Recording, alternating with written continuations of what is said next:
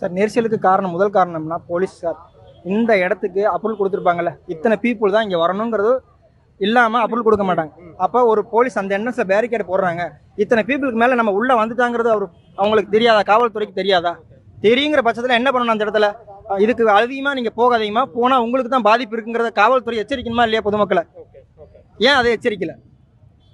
Vijay sir அங்க வந்திருக்காரு, Vijay sir அங்க வராரு, அங்க பப்ளிக் அங்க அவ்வளவு கூட்டமா இருக்கு, ரவுண்டானத்துல அவ்வளவு கூட்டம் இருக்கு அப்படின்னா அங்க என்ன பண்ணணும்? போலீஸ்காரங்க அவ்வளவு போலீஸ் ஃபோர்ஸ் போட்டு அம்மா இதுக்கு மேல உள்ள போகாதீங்க, பொதுமக்களுக்கு பாதிப்பு இருக்கு, உங்களை பாதிக்க முடியும். இங்க இருந்து சார் இப்ப ஆம்புலன்ஸ் வந்து நீங்க அப்படி எச்சரிக்கை இருந்தா ஃபயர் சர்வீஸ் போது இங்க வந்துச்சா?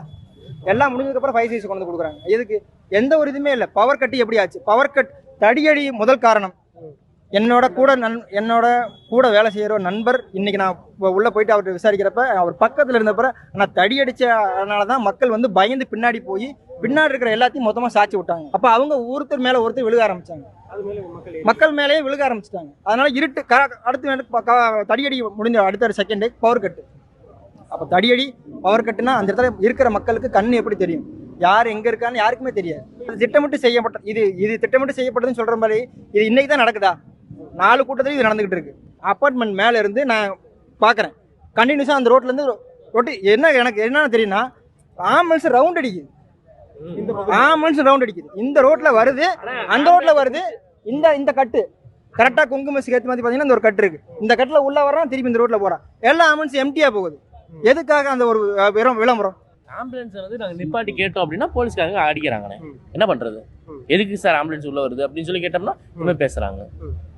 கூட்டம் தானே, அதுதானே. வண்டி வர்றப்ப மட்டும் ஏன் மக்களை போட்டு தடி அடிச்சு விலைக்கு விடணும்?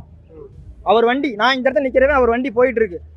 அவ்வளவு நேரம் ஒரு பரபரப்பே இல்லாம இருந்த இடத்துல விஜய் வர்றப்ப கூட அந்த பரபரப்பே இல்ல. அவரை பார்க்கணும்னு சொல்லி மக்கள் ஆர்வமா இருந்தாங்க. ஆனா என்ன இன்சிடென்ட் தெரியல, ஒரு டிஜிபி வண்டி வருது, முன்னாடி ஒரு 10-15 காட்ஸ். அப்ப எங்க இருந்து வந்தாங்க? அந்த காட்ஸ்ல எங்க இருந்து வந்தாங்க? அது வரைக்கும் எங்க இருந்தாங்க? நீங்க பேசுறதுல இருந்து எனக்கு என்ன ஆதங்கம்னா, நான் விஜய் கட்சியோ எந்த கட்சியோ கிடையாது. நான் என் குழந்தை, எனக்கு 12 வயசு குழந்தை. இன்னைக்கு 12 வயசு குழந்தைங்க 3 பேர் இறந்துட்டான்றாங்க. அந்த இடத்துல எனக்கு என்ன ஒரு பையன், நேத்து என் குழந்தை இதுக்கு ஏதாவது இன்சிடென்ட் இருந்தா என்ன நானும் இதே மாதிரி தான் நின்றுக்கணும். அந்த இடத்துல எனக்கு பரிதாபமா இருக்கு.